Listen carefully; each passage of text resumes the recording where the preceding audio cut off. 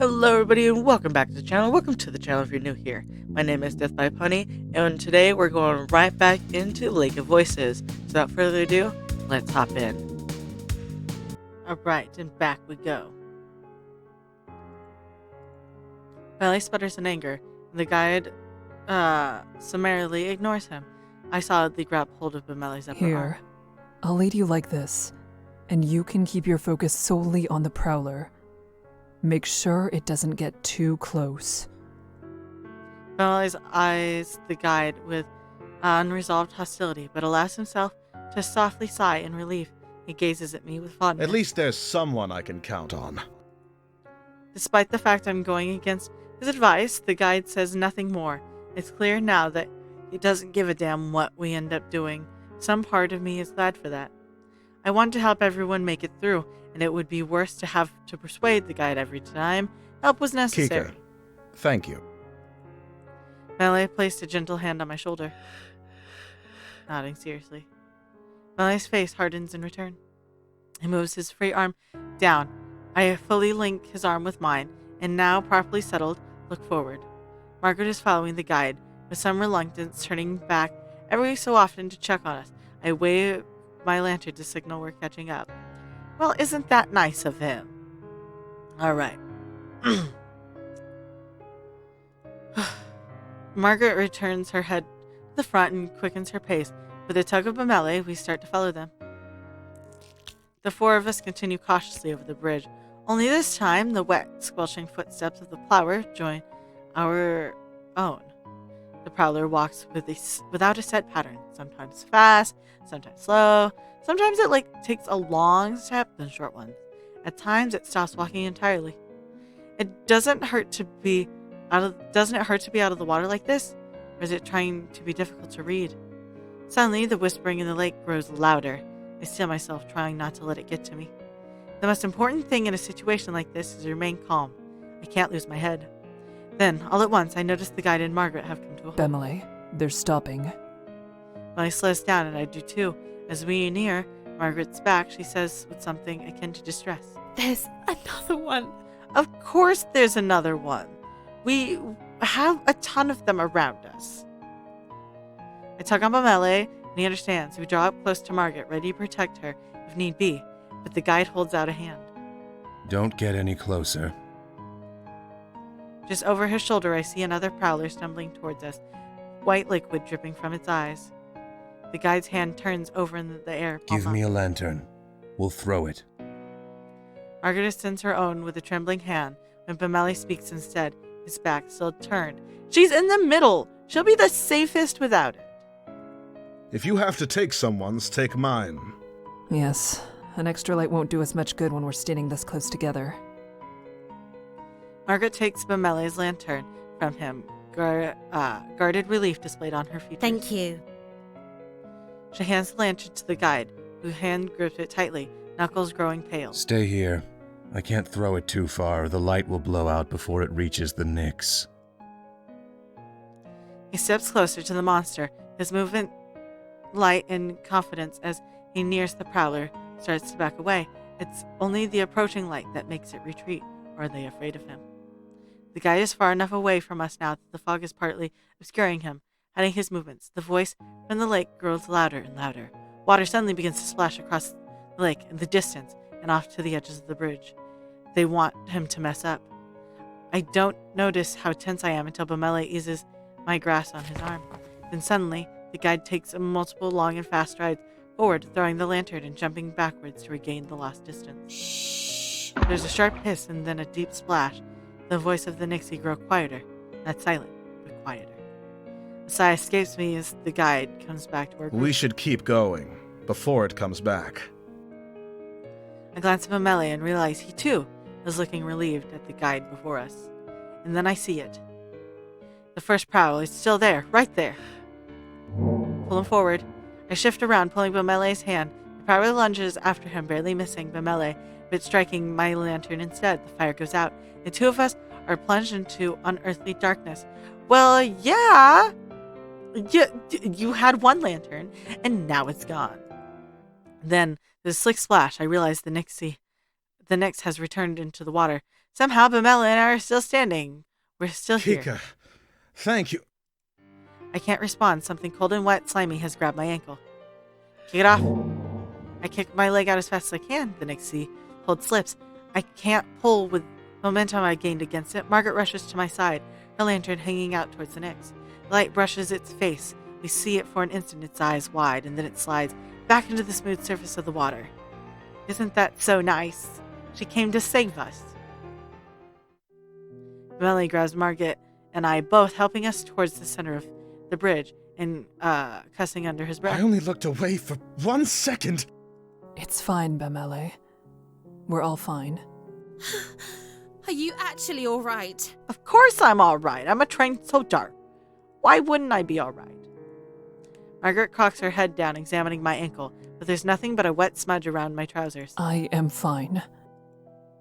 I say that, though I don't actually want to be let go of Bamele. I need to in order to relight our lanterns and provide us actual safety. I feel such a strong desire not to be alone in this moment. I shake my head roughly and let go of him, relighting the lantern as fast as I am able. Kika, thank you. Again. You saved my life. I won't let this happen again. Yes. Yes. It would be good for all of us to pay more attention. Margaret nods solemnly. Suddenly, it seems like we are all on the same side. It isn't only Bamele and I, and she is with us in more than simple presence. The guide's voice, as cold as the monster's grasp, ends my train of thought. We lost the lantern I threw. A Nyx grabbed it after the light went out. Margaret makes a noise. I glance over, wondering whether she's upset, but there's a small smile on her face instead. It's better than them taking anything else. A nervous laugh bubbles up out of me, and just as quickly stops. Bamele chuckles in response, and our collective tension eases up, the adrenaline draining from our bodies. We need to keep walking. The guide stares down the bridge again, and we join him. I try to clamp down on relief that ease that wants to flood my head is not over. The prowler is gone, but so is Bamele's lantern. You can stay near me, Bamele, since your lantern is lost. I appreciate it. Of course he does. Margaret goes on ahead of us. Bamele stays by my side, and I keep at the end of the line. The breath of release for Margaret and Bamele is quickly swallowed by the somber atmosphere of Sinlos, as well replaced by the gravity of the near-death experience. Never mind celebration, his survival. Something like that shouldn't have happened in the first place. The memory of the prowlers reaching out towards us appears each time I close my eyes. Why does it look like something's dripping down their faces? The prowlers are on Margaret's mind too, looking at her pained expression, as though the moment of relief never existed at all. I'm not sure. Me neither. Something's wrong with them, though. They live in water. Air shouldn't be good for the things, but they want to drown humans so much they're willing to drag themselves around on land? It's not right. Of course it isn't. They are monsters. They're likely do not understand even the concept of right and Well, wrong. I don't disagree that there's something very wrong about them. I truly, truly hope that's the last we'll see of the Prowlers. Something comes to mind, causing Margaret to end her part of the conversation early. Since you two have to share a light, wouldn't it be safer to be in the middle? Margaret stops and waits for Bamele and I to reach her position. That way, you'll catch the edges of my light and the guides, and it won't be so dangerous if Bamele loses his position momentarily. That's a very kind offer, Margaret. Bamele's surprise is so apparent, I want to cover his face with my hand to stop him from insulting her. She merely smirks. I think Margaret may be surprised with herself, too. Bamele returns to his usual sultry. As thoughtful as it is, I, at least, am fine with bringing up the rear. I'm used to keeping watch for monsters, and since there are two of us, I can pay attention to the back while Kika focuses ahead. It's not my light, though, so I shouldn't be the one to decide what she should do with it. Margaret and Bamele turn to look at me in unison. It seems like it's my decision. Neither of them are wrong. As for me, my goal is to protect everyone. I can't very well do that with Margaret following behind us. But being stuck in the middle of a group could also be dangerous depending on what circumstances we come up across. Getting pincered by the enemy would be almost sure death, no matter how experienced Bemele and I are. I don't know what to expect from this bridge, and that makes things much more difficult. So you're staying behind? Seems like it. Yes, I think we'll be good here. But really, thank you. That was a very kind offer. Oh. Well, all right. Margaret respects our decision and trots ahead a bit to catch back up with the guide, he who has paid no mind to the entire affair. So, I don't want to sound like a child, but how much longer until we arrive at the halfway point? Margaret chuckles, reflecting the amusement I don't want to We vocalize. still have some ways to go. Damn. I suppress my laughter yet again. His pouting response, the gloom we've been under, dissipates slightly, like light flickering through the fog. The first trial tends to be the most difficult. I believe we will only react better from this point on. I like the way you think. Then a gleam enters Bemele's eyes and he grins. I think Kika deserves a round of applause. Her quick reflexes are owed the utmost appreciation. He leans softly into my shoulder, trying to get me to what? It was indeed a sight. You're quite capable. Bemele was also a sight, but for very different reasons. The way he froze with his mouth all agape was a laugh in itself. Bemele shakes his fist at Margaret in mocking anger, then shoots me an affectionate look. You should know, she and I are usually on equal footing. The only reason you had footing at all is because she pulled you back. Bemele laughs, self-consciously scratching his head. That's very true. You can always count on Kika. I keep my eyes steady ahead, unsure how I should respond. I am pleased, almost grateful to hear what he thinks of me, but I don't know what I could say that wouldn't seem pathetic. Instead, I contribute the best way I can. I keep my focus on the path ahead of us. Without a response from me, the conversation quickly dies out. Still, it eases my heart to be on such friendly terms with my companions. After some time, I notice Margaret isn't keeping up with the guide as much as she was before. I realize it's because the guide has increased his pace. Margaret begins to jog in an effort to keep up with him, and Bemele and I do the same. Despite this, the guide keeps getting further away. We go faster and faster until suddenly we're full on sprinting across the slick wooden boards. Figures in the dark fog fly by as a blur. It occurs to me that the branching path, the bridge, appears to be sinking. I try hard to swallow my rising panic. The guide shouts something, but I drown out by the frantic pounding of our footsteps. I'm trying to piece together what he said. Don't stop, turn. When he takes a masterfully sharp right down a different path using his own momentum, the sleek wood to slide into a new direction with no loss of speed. Margaret must not have worked out the warning either, as she is completely caught off guard by the guide's change in course. She runs straight ahead past the turn and continues down the path we've been following up until now. She clumsily begins to halt, her momentum down in the wrong bridge. Then I come up on the fork. We need to let this run out if we have a chance at saving her. I keep straight ahead, not making an attempt to go in the correct direction.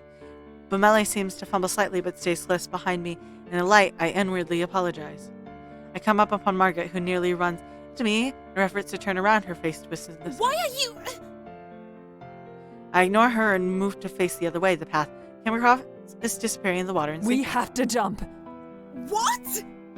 Margaret holds up her hand but grabs her and spins towards the path the guide is Go! on. We'll catch up. But... Bemele and I will have to jump together. He needs the light. Just move.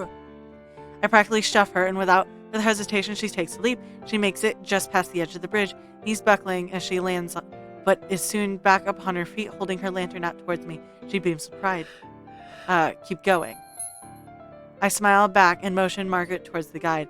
She understands the gesture, though hesitates, obvious confliction in her eyes. However, she nods and runs after him. Here. Offer Bemele my hand and tighten my grip on my lantern. Bemele accepts the offer, giving it a brief squeeze. The tight smile plastered itself across my face as I try to calculate the distance between our bridge and the other. Then the ground starts to shake. Jump! We dash to the bridge's edge and leap. Cold air rushes past my face, the wind in his fingers, and my hair. For an instant, I think I see something moving under the surface of the water. Then we land on the wooden bridge. Bemele lets out a sigh of relief as we both quickly get fully back on our feet. Woo! I think we did a good job that time. Stay close. We need to run. I'll be right behind you. I take off, not bothering to ensure Bemele is staying true to his word. I know he'll follow. The guide's fading light bounces in the distance as a clear signal that he is still running. I focus everything I have on catching up. Slowly, we begin to close the distance. As the night wears on, our strength rapidly fades. Even my sanity is being challenged. I can't imagine what it must be like for Margaret. She's holding her sides as she runs, clearly cramping from the exercise. How much longer will this last? People have to rest sometime. Almost as if in response to my thought, the guide abruptly halts to a skid as we stop, well sliding on the surface of the woods. Why did we stop? Mele's voice is tired, but his guard is up. The guide doesn't answer, just staring at something slightly out of view. I step up to join him, following his gaze further down the path.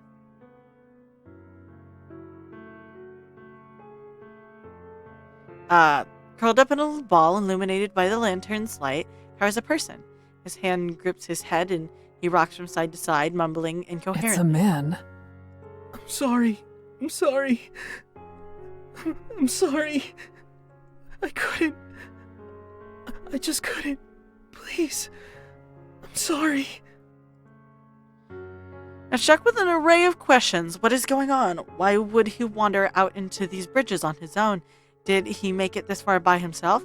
Or are there others with him? I'm gonna save here. Just because I need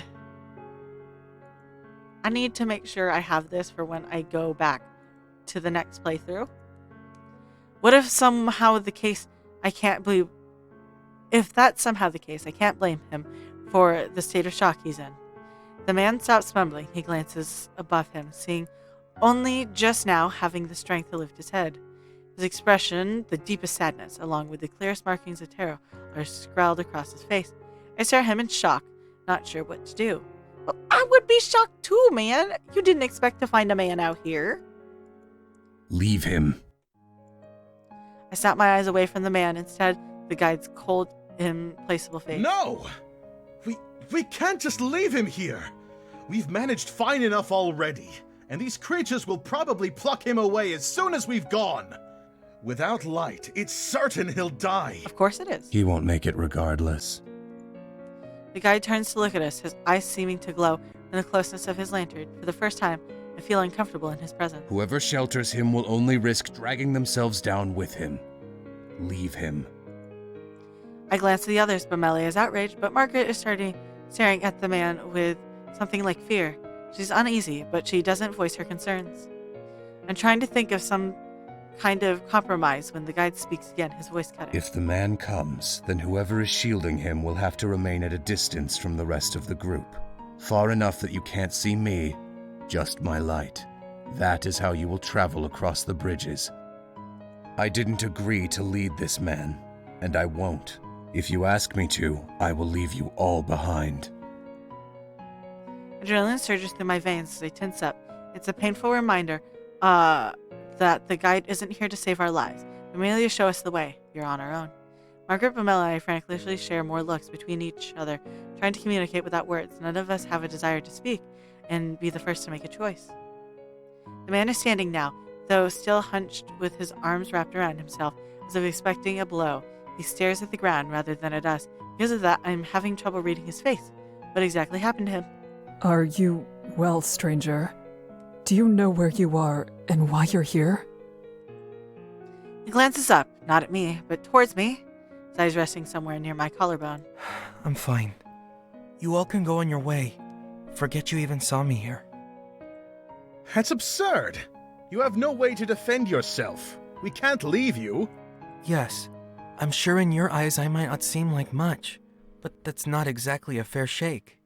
Maybe in a perfect world, every man would be as large as you. But that's not how things always go. It doesn't mean I'm defenseless. Oh!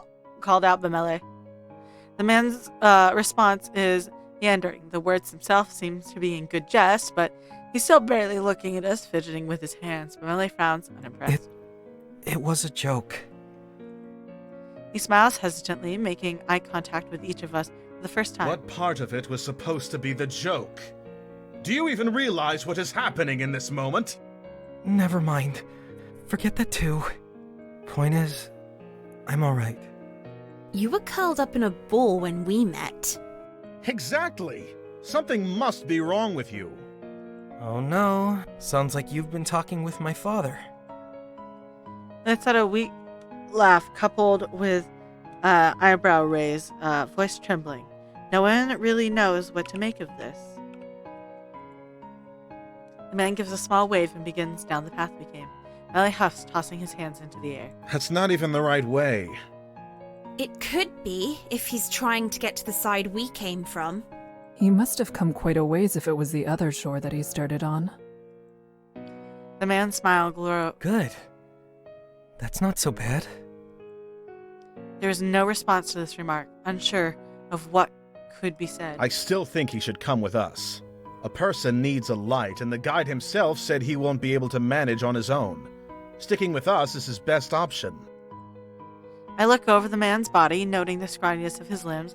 Scrawny, but not necessarily lacking in muscle. The bravado he was showing as he tried to leave us has faded yet again. Now he's standing quietly looking at us as if watching a play. Interested, but no true connection to the events. Fair. I hope you enjoyed today's video, and if you did, remember to hit like. That way I know you're enjoying the videos I'm making. Remember to subscribe. That way YouTube brings you back here to see what's next. I won't take up any more of your time. Have a good day, and I'll see y'all next time. Bye.